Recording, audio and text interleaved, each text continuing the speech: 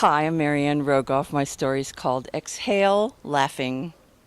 In the thick heat of day, seeking shade and to feel more beautiful, I sat on a bench next to the most unattractive man in the plaza. We had instant rapport and talked about everything under the sun for hours. The ugly man was large, hair uncombed, uncut, balding in back, graying in patches, eyes bulgy in a pudgy, red-veined face, rumpled clothes, pants leg hiked up, revealing thick white calves, black nylon socks.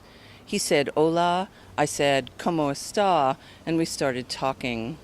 He was an Oakley from Oklahoma, Katrina victim who lost his home in Mississippi, lives here in San Miguel de Allende now, over 5 years with a Mexican family. E2 flew in last night from San Francisco on winter break from teaching. I have 2 weeks. He lived in Chicago 5 years, San Francisco for 5. Chicago was too much wind, too many people. Frisco had too many hills. He shifted his 3-legged cane from one side of himself to the other to make room on our bench for a beggar lady. We paused from talking to listen to the sudden clang-clang of church bells, and he pointed up at 3 boys inside the bell tower in the topmost spires of the tall pink parochia, spinning 3 huge stone bells in loud, ringing circles. "I may have to move to Argentina," the ugly man declared. "I have health issues. All the noise and this altitude are hard on me." San Miguel de Allende is at the geographical center of mainland Mexico, a high desert plateau. At 6,300 feet, it takes most people a day or two to adjust. So maybe it wasn't only the heat that left me dragging around seeking shade. The altitude was hard on everyone. Plus, I was lonely, traveling alone, newly unwed. "Ever married?" I asked the man. "My first wife died. We'd be married 40 years if she'd lived. His second wife was Mexican. They divorced after 8 years. His 38-year-old son is living a life of bourgeois, subservient desperation in Modesto, California." Among other subjects we covered, Maslow's hierarchy of needs. "I self-actualized," the ugly man said, "but then I regressed." Freud and the unconscious. It might be good to know all that, but then maybe there's good reasons it's unconscious. Nietzsche. "I too would say God is dead, except that implies he was once alive." "I think Nietzsche meant belief in God is dead," I said. "Same difference," ugly man shrugged. Regarding his philosophy of life, he quoted the poet Robinson Jeffers, "All will be worse, confounded soon." I begged to differ, I decided, and showed him the namaste, pressed hands bow to each other's higher self.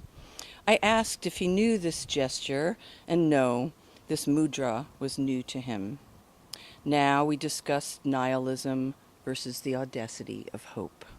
Then Obama, Hillary, Trump, and all them. I offered my most enlightened views on politics, which took about a minute. Then he stopped me. "Who cares about politics or religion? It's all a distraction from what's really going on." Which is what? Global corporations controlling all the wealth. Would you call yourself cynical? You ever read Ayn Rand, Atlas Shrugged? What was that guy's name? John Galt? He's Lithuanian, right?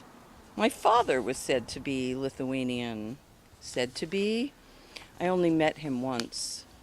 We pondered the value of fathers. My one meeting with my father wasn't good. We didn't like each other. I never saw him again. And when I heard that he died, I didn't feel grief exactly, but I mourned the lost chance to have a father ever. Maybe in the future when we'd both be less opinionated and contrary. Ugly man patted my knee and listed the stuff he used to care about. God, status, whiskey, cigarettes, family. Nothing matters after a while. Every now and then he took a cigar out of his shirt pocket and put it in his mouth unlit, and handed pesos to every child selling gum, painted turtles or beads, but did not take the products except for 2 packs of chiclets, offering one to me. We chewed the stale little squares of gum. He told me it all just went away, the caring, not something I planned, it just happened. I stared at him. He was a good 20 years older than me. I was in the deep prime of my life, not exactly young either, but I wasn't that cynical. Maybe he wasn't either, maybe it was all talk. I said, I guess if I never had a father in the first place, the thing to let go of is desire for what never was. Svetlana Boym says that's the definition of nostalgia. Whoever that is, who cares? The ugly man placed his chewed gum back in the little box and stuck it in his pants pocket full of crumpled tissues and coins, put the unlit cigar back in his mouth.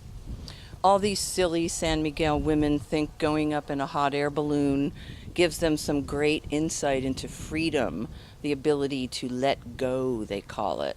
I stopped caring, but it's not possible to let go. You're wrong, I told him. When the bells started wildly spinning and clanging again because another hour had passed, or for no reason at all, suddenly I knew it was true. Letting go is easy. It's like exhaling, I demonstrated.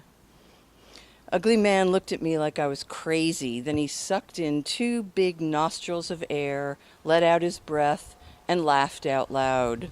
We must have sat there laughing for 2 whole minutes, and the beggar lady joined us, loose teeth dangling freely on her upper gums. Finally, when I stood to leave, the ugly man surprised me by kissing my hand in a gallant, French, yet fatherly way, and we agreed we'd probably never see each other again. All will be worse, confounded soon, he smiled. Namaste, I bowed.